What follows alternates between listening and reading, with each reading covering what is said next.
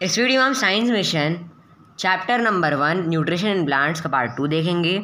हमने इस चैप्टर के फर्स्ट वीडियो में पढ़ा कि न्यूट्रिएंट्स क्या हैं, न्यूट्रिशन क्या होता है, सोर्स ऑफ फूड, न्यूट्रिशन के मोड, ऑटोट्रॉफिक न्यूट्रिशन और फोटोसिंथेसिस के बारे में पढ़ा। अब इस वीडियो में एक्टिविटीज़, हेटेरोट्रॉफिक न्यूट्रिशन और रिप्लेनिशमेंट पढ़ेंगे। तो हम एक्टिविटी 1 पढ़ते हैं। इस एक्टिविटी में बताया गया है कि एक लीफ में स्टार्च प्रेजेंट होता है। ये टेस्ट करना है तो इसके लिए हमें चाहिए है एक green leaf, alcohol, beaker, burner, test tube holder, water, dilute iodine solution, dropper और एक पेट्री डिश। एक फ्लैट डिश होती है ये, जिसका कवर भी होता है। नॉर्मली बायोलॉजी लैब में होती है। अब करना क्या है ये देखते हैं। एक फ्रेश लीफ तोड़कर पानी में 4 से 5 मिनट के लिए बॉईल करना है ताकि लीफ सॉफ्ट हो जाए।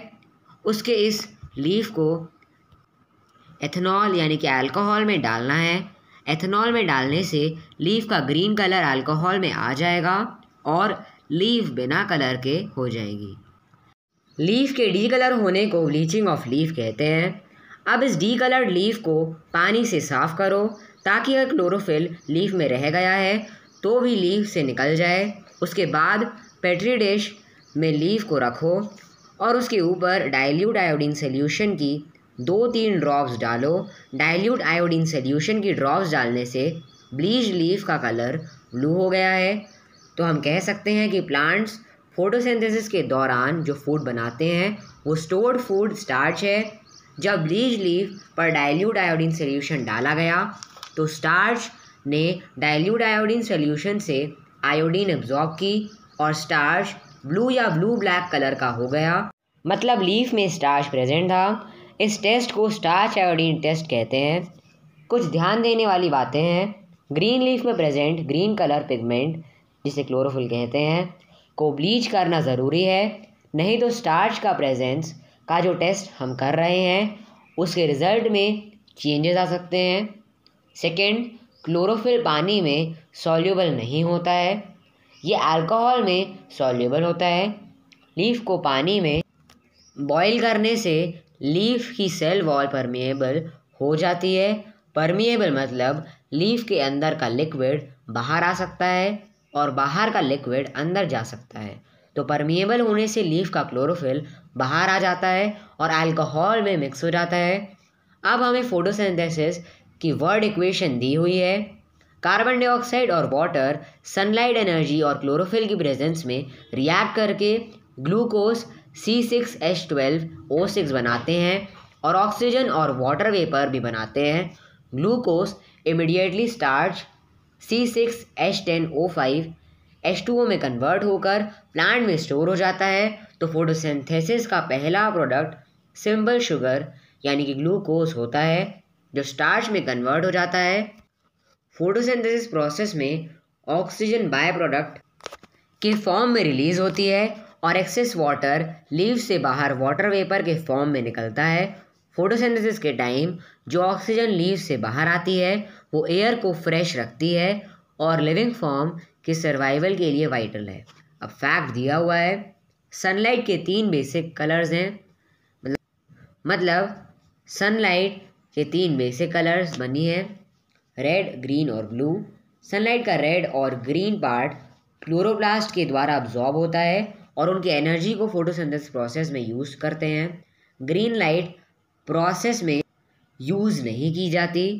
फोटोसिंथेसिस के कुछ इंपॉर्टेंट पॉइंट्स हैं। पहला है प्लांट के जनरल सरफेस और स्टोमेटा से वाटर वेपर के फॉर्म में वाटर लॉस होना ट्रांसपिरेशन कहलाता है। रात में ट्रांसपिरेशन का रेट कम होता है।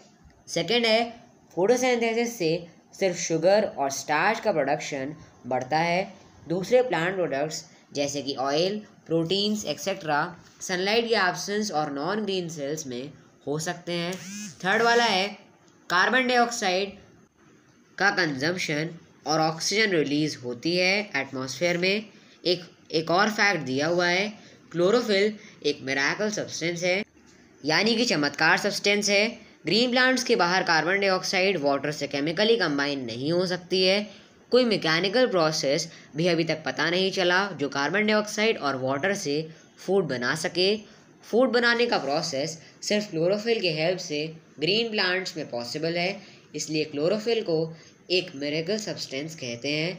अब हम देखेंगे कि फोटोसिंथेसिस के लिए कौन कौन सी कंडीशंस ज़रूरी हैं। फोटोसिंथेसिस का प्रोसेस लीव्स में वाटर, सनलाइट, कार्बन डाइऑक्साइड और क्लोरोफिल के एब्सेंस में पॉसिबल नहीं है। क्लोरोफिल का प्रेजेंट होना ज़रूरी है। क्लोरोफिल फोटोसिंथेसिस में एक सिग्निफिकेंट रोल प्ले करता है। ये सनलाइट से एनर्जी ट्रैप करता है और उस एनर्जी को कार्बन डाइऑक्साइड और वाटर को कंबाइन करने में यूज़ करता है ताकि फूड बन सके, इसलिए लीव्स में क्लोरोफिल का प्रेजेंट होना ज़रूरी है। अब वैरीगेटेड लीव्स में फोटोसिंथेसिस पढ़ेंगे। वैरीगेटेड मतलब डिफरेंट कलर्स में। वैरीगेटेड लीव्स जैसे कोलियस, बेगोनिया, क्रोटॉन एक्सेट्रा इनकी ग्रीन और नॉन ग्रीन पार्ट्स होते हैं। इन लीव्स में क्लोरोफिल सिर्फ ग्रीन पार्ट्स में प्रेजेंट होता है, नॉन ग्रीन पार्ट में नहीं, इसलिए फोटोसिंथेसिस सिर्फ ग्रीन पार्ट्स में होता है। हम एक्टिविटी 2 पढ़ेंगे, देखेंगे कि क्लोरोफिल फोटोसिंथेसिस के लिए ज़रूरी है या नहीं। एक्टिविटी 2 में चीज़ें चाहिए: एक fresh variegated leaf, marker, petri dish, dilute iodine solution और बीकर। अब करना क्या है देखते हैं। दिन में कोलियस या किसी दूसरे प्लांट की वैरीगेटेड लीफ लेनी है। ध्यान रहे लीफ कुछ समय के लिए सनलाइट में होनी चाहिए तोड़ने से पहले। सेकंड, अब नॉन ग्रीन पार्ट में आउटलाइन बना दो। थर्ड, क्लोरोफिल रिमूव करने के लिए ब्लीच करो। अब ब्लीच की हुई लीफ लो, उसमें डाइल्यूट आयोडीन सोल्यूशन के कुछ ड्रॉप्स डालें तो हम देखेंगे कि लीफ के ग्रीन पार्ट का कलर ब्लू ब्लैक हो गया पर नॉन ग्रीन पार्ट कलरलेस है। इससे हमें पता चलता है कि नॉन ग्रीन पार्ट्स में क्लोरोफिल नहीं होता है। ग्रीन पार्ट में क्लोरोफिल था जो ब्लू ब्लैक हो गया और नॉन ग्रीन पार्ट में क्लोरोफिल नहीं था। यह एक्टिविटी बताती है कि फोटोसिंथेसिस सिर्फ वही हुआ जहाँ क्लोरोफिल थी, इसलिए हम कह सकते हैं कि फोटोसिंथेसिस के लिए क्लोरोफिल इम्पॉर्टेंट होती है। अब फोटोसिंथेसिस के लिए दूसरे इंपॉर्टेंट चीज़ें पढ़ते हैं, वो है सनलाइट का होना, अवेलेबिलिटी ऑफ सनलाइट। फोटोसिंथेसिस का प्रोसेस लाइट एनर्जी के ट्रांसफॉर्मेशन पर बेस्ड है। लाइट एनर्जी केमिकल एनर्जी में कन्वर्ट होती है। यह केमिकल एनर्जी फूड के फॉर्म में जमा होती है, इसलिए हम कह सकते हैं कि सारी लिविंग ऑर्गेनिज्म के लिए सन एनर्जी का अल्टीमेट सोर्स है। इसको समझने के लिए एक्टिविटी 3 करते हैं। फोटोसिंथेसिस के लिए लाइट ज़रूरी है, इसके लिए हमें चाहिए एक हेल्दी पॉट में लगा हुआ प्लांट, ब्लैक पेपर का एक piece, burner, scissors, petri dish, dilute iodine solution, beaker और टेस्ट ट्यूब। अब करना क्या है, प्लांट को 48 आवर्स के लिए डार्क प्लेस में रख दो। डार्क प्लेस में रखने से लीफ से स्टार्च ख़त्म हो जाएगा। फिर एक ब्लैक पेपर का पीस से स्ट्रिप्स काटो। उसके बाद फिगर में दिखाए गए अनुसार लीफ को ब्लैक पेपर से कवर कर दो। ब्लैक स्ट्रिप लीफ के दोनों तरफ कलर होना चाहिए। थर्ड है, फिर पॉटेड प्लांट को 4 से 6 घंटे के लिए सनलाइट में रखो। फोर्थ है, ब्लैक पेपर स्ट्रिप वाली लीफ को तोड़ लो, स्ट्रिप को लीफ से निकालो और अल्कोहल वाली टेस्ट ट्यूब में लीफ को डाल दो।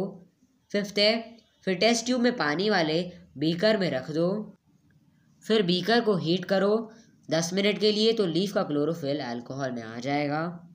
सिक्स्थ है, फिर लीफ को बाहर निकालकर पानी से वॉश करो ताकि अगर क्लोरोफिल रह गया हो तो वो भी निकल जाए। सेवेंथ है, फिर पेट्री डिश में ये लीफ रखो और लीफ पर डाइल्यूट आयोडीन सोल्यूशन डालो तो हम देखेंगे कि जो पार्ट सनलाइट में था वही ब्लू ब्लैक कलर हुआ आयोडीन सोल्यूशन डालने पर।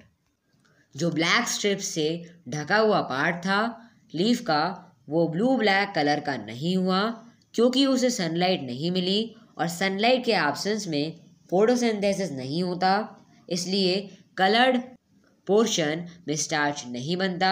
तो यह एक्टिविटी हमें बताती है कि सनलाइट फोटोसिंथेसिस के लिए ज़रूरी होती है। अब एक और एक्टिविटी देखते हैं, एक्टिविटी नंबर 4।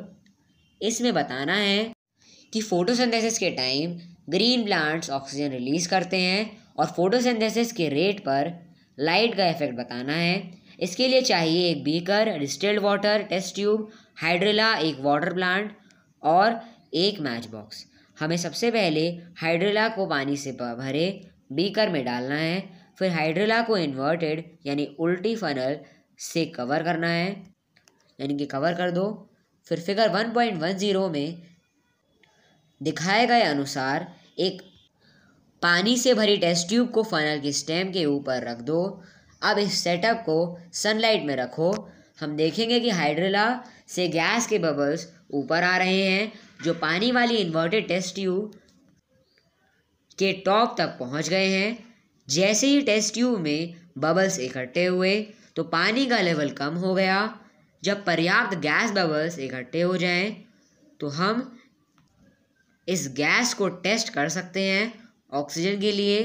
अगर इस सेटअप को कम सनलाइट या शेड वाले एरिया में रखेंगे तो कम गैस बबल्स निकलेंगे हाइड्रेला से। तो हम कह सकते हैं कि सनलाइट में फोटोसिंथेसिस ज़्यादा होता है और शेड में कम। ऑक्सीजन का टेस्ट करने के लिए अगर एक ग्लोइंग स्प्लिंटर को टेस्ट ट्यूब के माउथ तक ले जाएंगे तो यह स्प्लिंटर फ्लेम में बदल जाएगा, मतलब फायर तेज़ हो जाएगी, जो ऑक्सीजन का प्रेजेंट होना बताता है, क्योंकि ऑक्सीजन फायर को सपोर्ट करती है। एक नोट दिया है, अपैरेटस के सेटअप के लाइन जब पानी से भरी टेस्ट ट्यूब को हाइड्रेला के फनल के स्टेम पर उल्टी रखेंगे तो प्रॉब्लम हो सकती है, इसलिए छोटी स्टेम वाला फनल यूज़ करो या एक पानी से भरी बकेट यूज़ करो जिसमें पूरा अपैरेटस सेट हो जाए। फिर बकेट वाला सेटअप धूप में रख दो। अब थर्ड इम्पॉर्टेंट चीज़ पढ़ेंगे जो फोटोसिंथेसिस के लिए ज़रूरी है, वो है availability of water. Plants soil से रूट की हेल्प से वाटर अब्जॉर्ब करते हैं। ये वाटर स्टेम के थ्रू जाइलम के द्वारा, जाइलम यानी कि पाइप लाइक स्ट्रक्चर होता है, तो जाइलम के द्वारा प्लांट के दूसरे पार्ट्स में भेजा जाता है। पानी के साथ मिनरल्स भी सॉइल से अब्जॉर्ब होते हैं और मिनरल्स कार्बोहाइड्रेट्स के अलावा फूड बनाने में यूटिलाइज होते हैं। नेक्स्ट इम्पॉर्टेंट चीज़ है फोटोसिंथेसिस के लिए कार्बन डाइऑक्साइड। प्लांट्स को सराउंडिंग एयर से कार्बन डाइऑक्साइड मिलती है।